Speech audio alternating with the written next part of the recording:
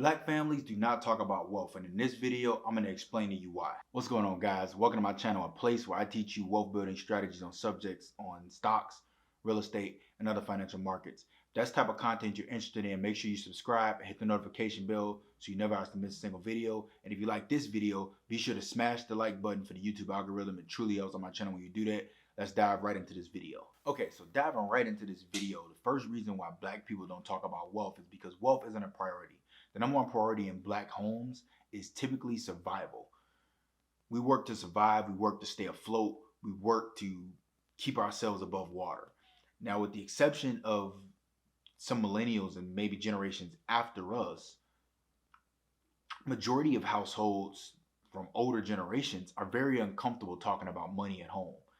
And that's because they may not feel like they have enough of it. They may not feel like it's a possibility. So it's not a subject that they're going to pay attention in and really hone in and really make a high priority. So that's a big part of the reason why it's not discussed, or it's rarely discussed at all in homes. Which brings me right into my next point, is that another big reason why it's not discussed at home is because majority are either middle to low income people.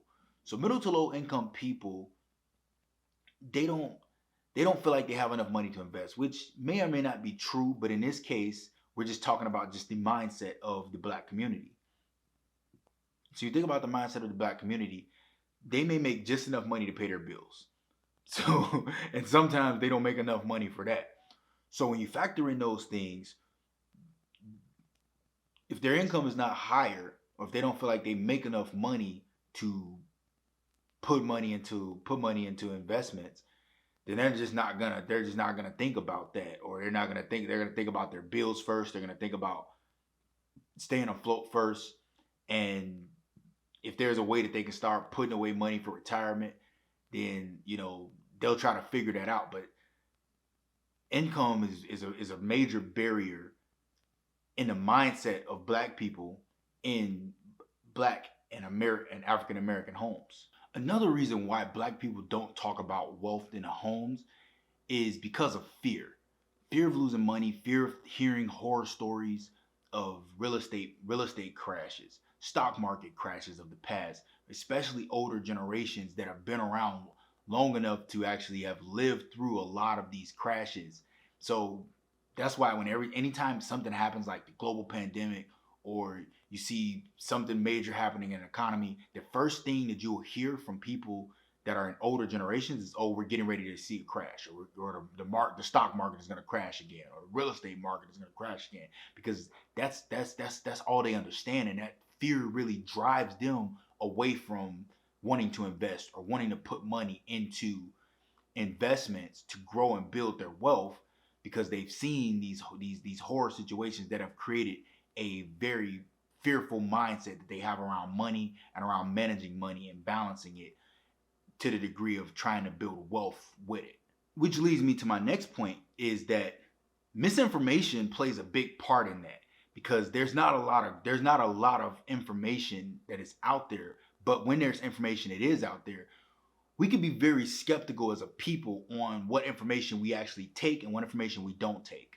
So there could be times where, yeah, you could have somebody who could be giving you some information that's probably not great information to have, but we have to begin to recognize when it's very sound information and sound advice versus when somebody's just telling us something that isn't going to benefit us much. And I think that goes hand in hand with some of the previous points that I've already discussed in this video. But misinformation plays a huge factor in it, because we don't have the knowledge, but we don't necessarily try to get the knowledge. But when we come across somebody like maybe a family member, a friend, or somebody who is close to us that may have some information, we have to be able to at least trust them enough to help us learn, or to show us how to learn these topics, so that we can feel more comfortable talking about it, and we could work together to learn in areas that we may not already understand. However, one of the biggest challenges with that is going to be the competitive nature within families in the black household and the black community. So we got to be honest.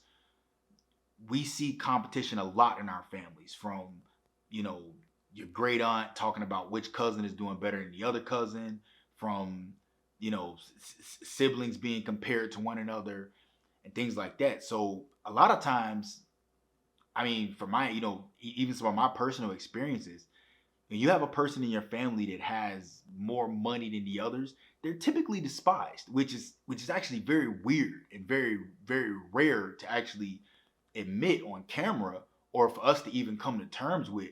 But there's a strong competitive nature, and if we come away from that, and if we understand how to actually work together and how to actually work alongside one another, whether it's families or even just friends, we can actually learn how to build more sustainability together. And if you want to be honest and talk about protecting a black dollar or driving a black dollars, like, the black dollar can't get driven if there's going to be division amongst us because we're too busy competing with each other.